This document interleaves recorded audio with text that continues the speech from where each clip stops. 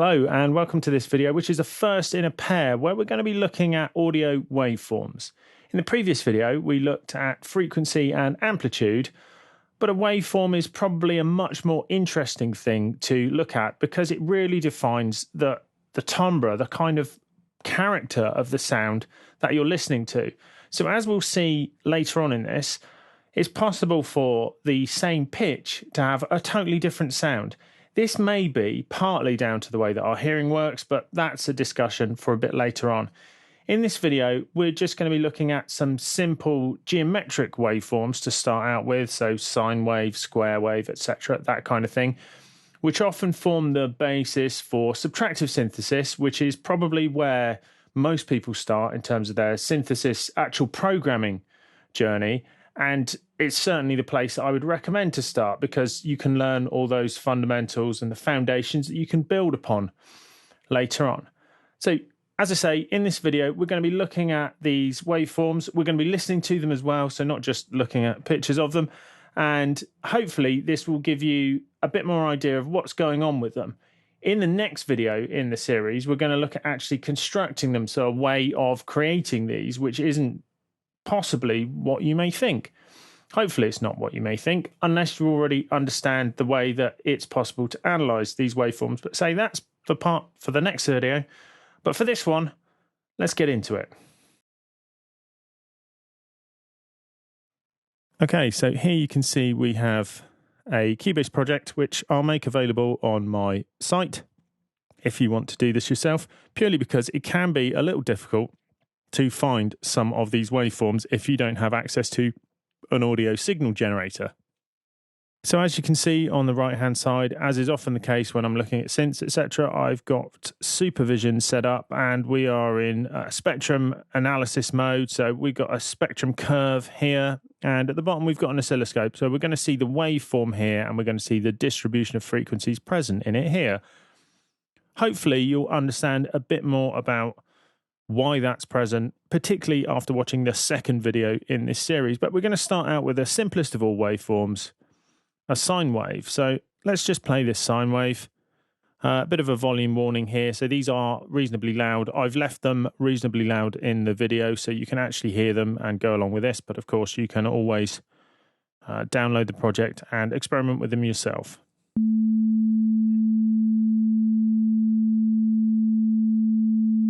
So here you can see the sine wave. So it's got this beautiful curved shape, which you probably remember from maths lessons, etc., which is to do with a line going around a unit circle, to quote 3 Blue 1 Brown. And as we can see in the frequency section here, it only has one frequency present. So this is at a frequency of 220 hertz. And as we play it, we can see, well, we're pretty much at 220. It's probably display resolution, but it is at 220 hertz. There is nothing else present here. We don't see any other harmonics, any other noise, etc. So this is a fundamental, no pun intended, thing which you need to remember with this, which is a sine wave is the only waveform you will see which doesn't have any harmonics present. The reasons for that we will go into in the next video, but for the time being, just think if you want to be part of the sine wave police, if you see any harmonics, it's not a sine wave. It's as simple as that. So next up, square wave. So this will be quite a contrast. So the sine wave sounded very pure and clean. This one doesn't. So here we can see our square wave and we're getting quite a lot of interesting things happening. So as you can see first, I'm going to stop that. As you can see first, there's an enormous amount of harmonics present. So let me just do that. So as you can see, there's an enormous amount of harmonics present. And if we pause that, I'm just going to pause that so you can see it without hearing it. We can see we've got all these present here. Now, as we'll see in the next video, this doesn't necessarily need to be the case, but there certainly should be a lot of harmonics present, as we will see in the future. We can see here we've got not a perfect square wave in terms of the analysis here. So we're getting this tiny little swinging around this point here. So we're getting this little resonance there. And if we zoom in and look at the square wave in Cubase's display, we can see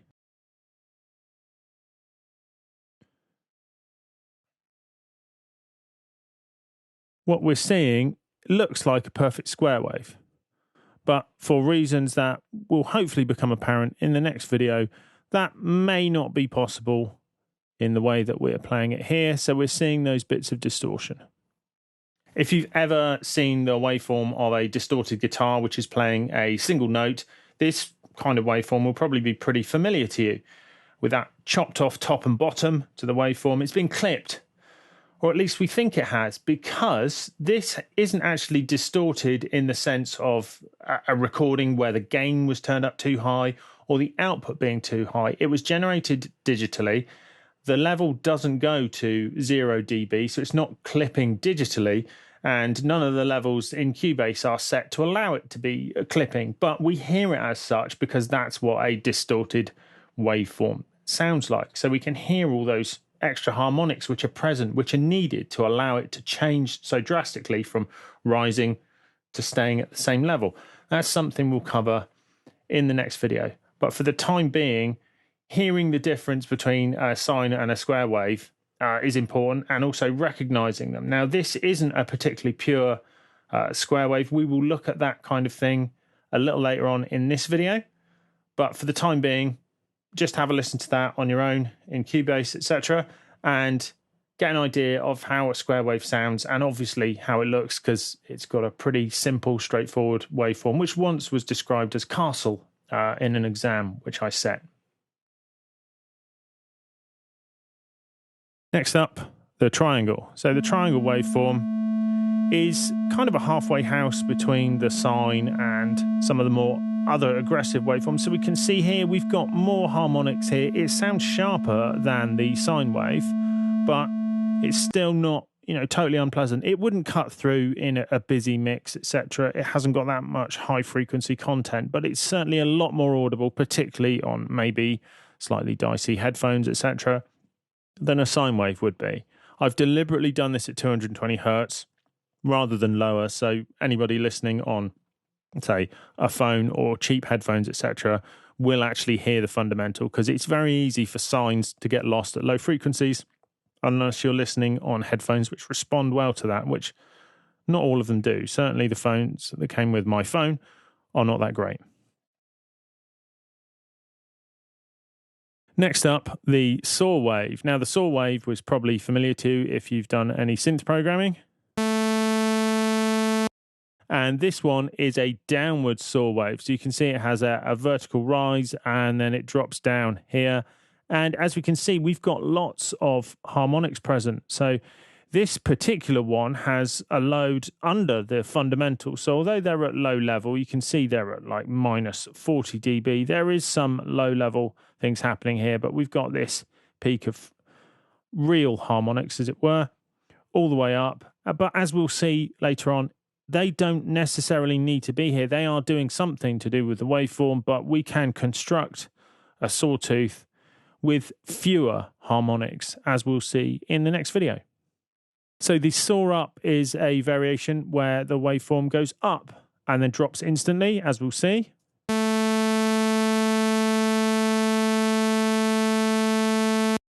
But you'll notice the harmonics look very similar in this case. And if we flick between the two, let's have a listen.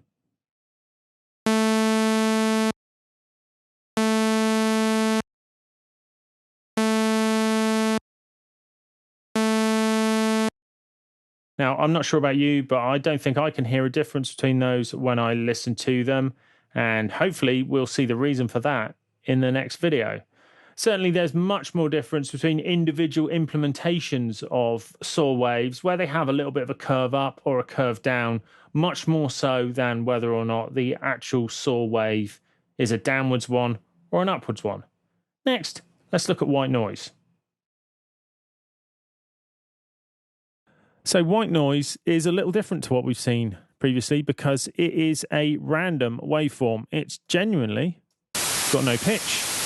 And as we can see here, we have all of the frequencies represented.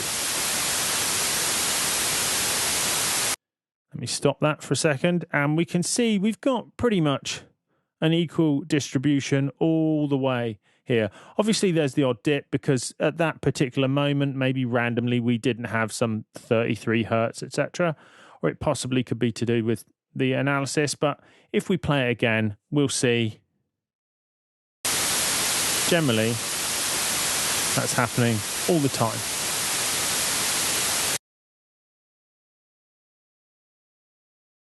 Next up, pink noise. Now, pink noise is also random, but it has a different frequency distribution. So as we'll see when we play it,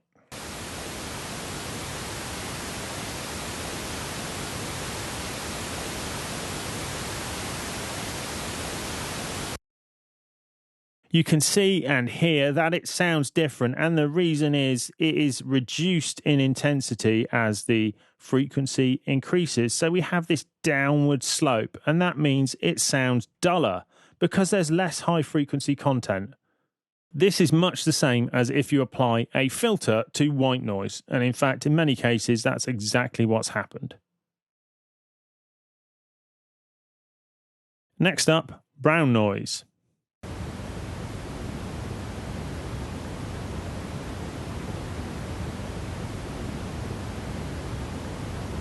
As we can see, and you can probably hear, that's much the same again with a steeper decrease in high frequencies as the frequency increases. So we can see we've got much more of a tilt here.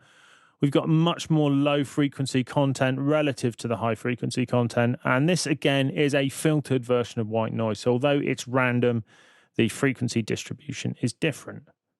So those three sounds are a little bit different to the other ones we've heard because they don't have a given frequency. If you can try this for yourself. So you can take some white noise and try changing the pitch in Cubase or putting it in a sampler and playing it. And if it's doing a good job of that, you shouldn't hear any difference in the pitch because there's no discernible pitch in there for the sampler or time stretching or frequency shifting to reproduce. So you should hear it the same all over the place. So if somebody says they can hear the pitch in white noise, it's probably because it's got a filter applied to it. So quite commonly you hear what people refer to as white noise, and originally it was white noise, but then it's got some kind of a filter on it.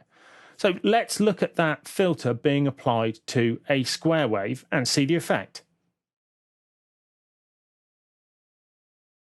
So here we have our square wave.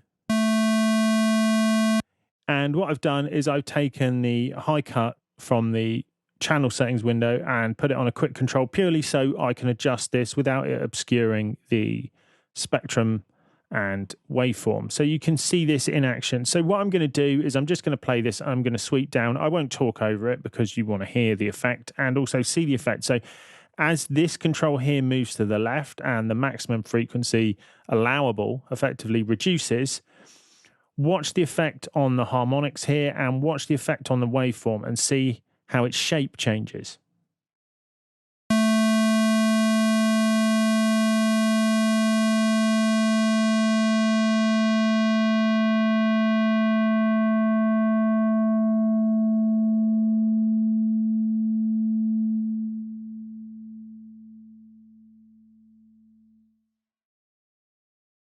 So there you can see with our high cut frequency at 50 hertz, we're pretty much below everything. And the fundamental, which was at 220 hertz, is at minus 60 dB. So it is kind of present, but it's almost inaudible. And as I sweep back up, you will see two things happen. So these harmonics will reappear and you see the waveform start to take its square shape again. And notice that at one point, when this is the main thing, you get something which is kind of sine wave-like. It's not a sine wave, but it's certainly a smooth wave. And then it gets more square and more jagged as the frequencies go up.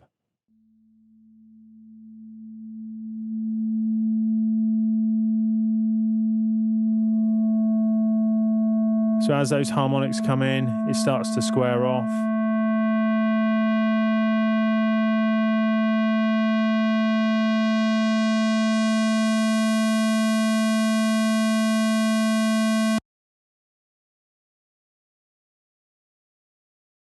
So now let's take a look at that same filtering being applied to some white noise and see the changes that you get. Now, this won't give us pink or brown noise because we're not applying a subtle tilt to the frequencies at present. Sorry, it should be that way around for you, shouldn't it? I'm thinking my view.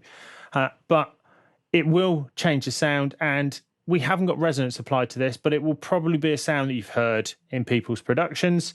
And again, once we get onto things like filters, we can look at that in a little bit more depth. But for the time being, let's just listen to and see the effect as we do this. So here's our white noise, and as we play that and then bring the filter down,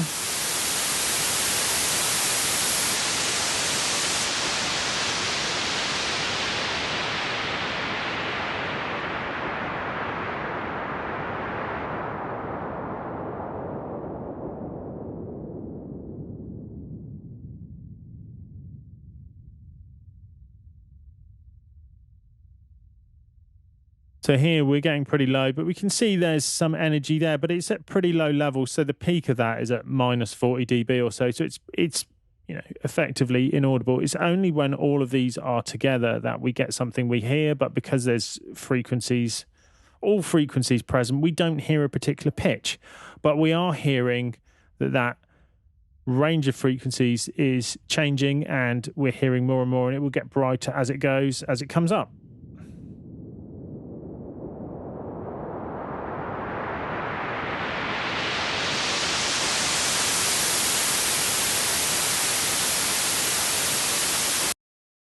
Now, as I say, you can kind of hear a pitch because you're hearing the highest thing which is present there. But unless you have a filter which has some resonance, which really accentuates a particular frequency, and then you do hear a pitch, it's a little bit, I think the jury's out really as to whether or not there's a pitch to it. It's certainly, you get the general direction, and you've probably heard this in 1,000,001 productions. It's certainly a technique which is, swept white noise has been around for 20 plus years, I think. Possibly longer. Yeah, longer than that, actually, thinking about it, doing some maths in my head. So that's the kind of thing we will look at in a bit more depth when we look at filters later on in the series. But to close this, we're going to look at 3 real instruments. And when I say real with air quotes, it's purely because they are on Halion Sonic, so they're not real, really. But we'll look at the frequency distribution and the waveforms and see how those change over time.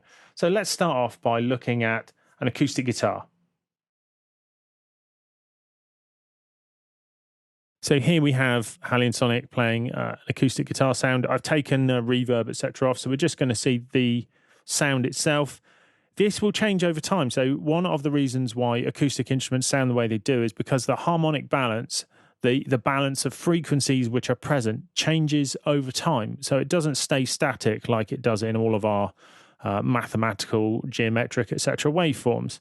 So we'll see this here. I've tried to pick sounds which have some sustain to them, but we're starting off with a guitar, which will change over time. So you'll see it decrease in volume, but also the balance of those waveforms change.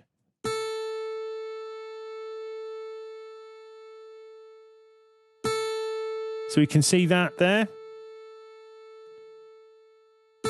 We've got a nice clear set of harmonics which are changing.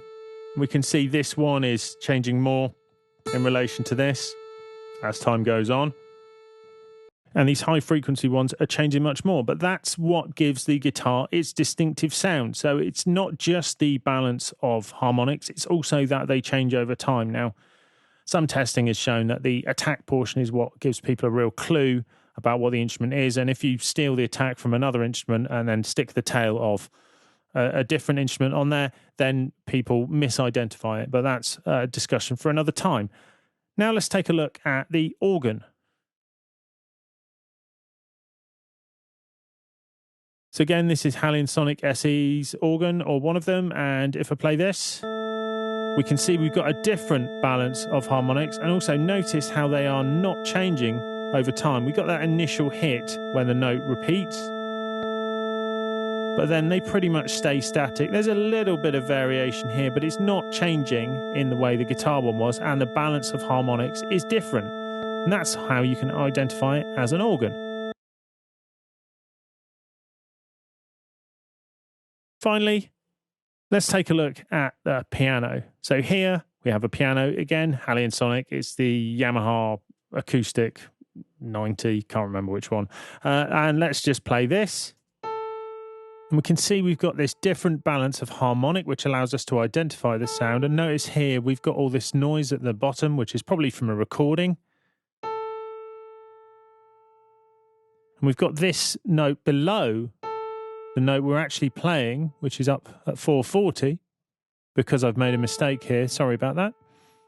And then we've got, again, this different balance of harmonic. And note how these fade out. It doesn't have the sustain of the organ or even the guitar. And as a result, you can identify it as a piano because of the balance of harmonics and how they change over time.